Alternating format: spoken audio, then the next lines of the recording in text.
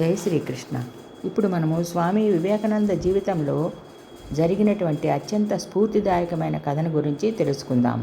ఇది మన మనసు యొక్క ఏకాగ్రత మరియు సమస్యలను ఎదుర్కొనే విధానాన్ని తెలియజేస్తుంది. స్వామి వివేకానంద అమెరికాలో పర్యటిస్తున్న సమయంలో అక్కడి ప్రజలు ఆయన జ్ఞానాన్ని చూసి ఆశ్చర్యపోయేవారు.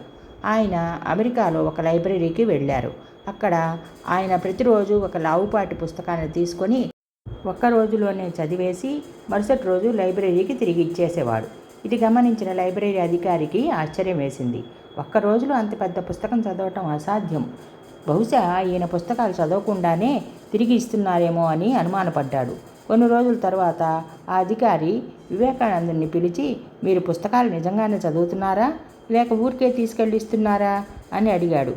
అప్పుడు వివేకానందుడు చిరునవ్వుతో, నేను ప్రతి పుస్తకాన్ని పూర్తిగా చదువుతున్నాను అని సమాధానం ఇచ్చాడు. లైబ్రరీ అధికారి నమ్మకుండా, సరే అయితే నిన్న మీరు తీసుకున్న పుస్తకం నుంచి నేను ఒక ప్రశ్న అడుగుతాను, సమాధానం చెప్పగలరా అని సవాల్ విసిరాడు. అప్పుడు వివేకానందుడు సిద్ధంగా ఉన్నానని చెప్పాడు.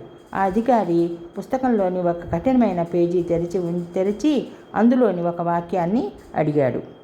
అప్పుడు వివేకానందుడు ఏమాత్రం తడబడకుండా ఆ వాక్యాన్ని అక్షరం పొల్లుపోకుండా చెప్పడమే కాకుండా ఆ పేజీలోని మిగతా సమాచారాన్ని కూడా వివరించాడు. ఆ అధికారి ఆశ్చర్యంతో నోరెళ్లబెట్టాడు.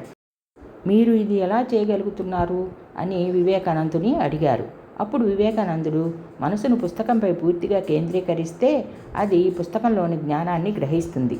ఏకాగ్రత ఉంటే అసాధ్యం అంటూ ఏదీ ఉండదు అని ఆ లైబ్రరీ అధికారికి వివేకానందుల వారు చెప్పారు.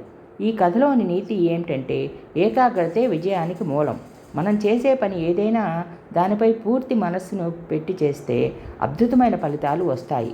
అందుకే యువతకి వివేకానందుల వారు ఇలా చెప్పారు, లేవండి, మేల్కొనండి, గమ్యం చేరే వరకు విశ్రమించకండి అని యువతకు పిలుపునిచ్చారు వివేకానందుల వారు. జై శ్రీకృష్ణ.